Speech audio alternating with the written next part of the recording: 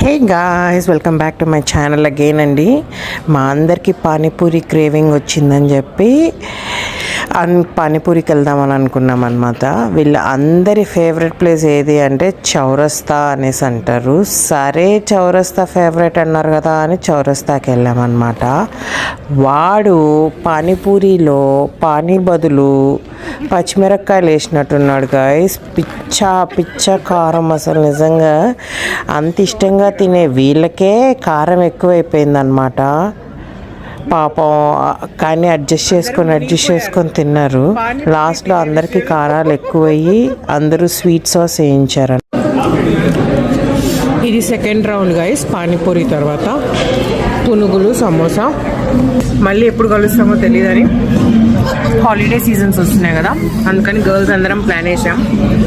Night 8:30కి ఏముంటుందో తెలియక అందరికీ పానీపూరి క్రేవింగ్ వచ్చేసరికి ఇండియన్కి వచ్చేసాం అనమాట. రీల్స్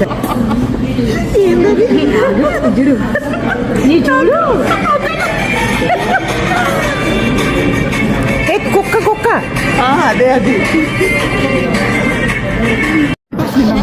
ఈ డిసాల్వింగ్ చూపి గైస్. దీనికి సమోసాకి పచ్చిమిరపకాయ వస్తే అది తినడమే గొప్ప అనుకుంటే దీనికంటే ముందు ఏం జరిగిందో చెప్పి దాని తర్వాత ఈ సీన్ చెప్పాలి దీంట్లో.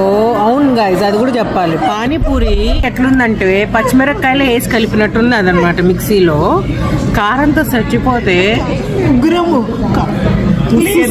అనుకొని తిన్నాం గైస్. దాన్ని లాస్ట్ లో మొత్తం పానీ తాగేసింది స్నేహ పడేయకుండా. మళ్ళీ ఇక్కడికి వచ్చి పచ్చిమిరపకాయ పిచ్చ కారంగా ఉంటే ఆ చట్నీలో ముంచుకొని హాయిగా ఎంజాయ్ చేస్తాను.